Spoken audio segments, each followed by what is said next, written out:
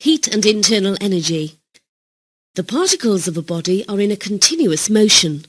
The body is said to have internal energy because of the position and movement of its particles. Temperature gives us a measure of the internal energy of a body. The higher the temperature, the greater the internal energy.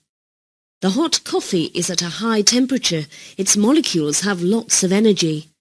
The surrounding air is at a much lower temperature. An air molecule has less energy.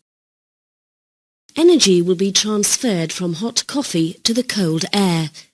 We call this energy heat energy. Heat energy moves from one body to another when there is a temperature difference between them. Heat is transferred by conduction, convection, and radiation. Heat energy transfer will continue until both the coffee and the surroundings are at the same temperature. The temperature of the surroundings does not rise.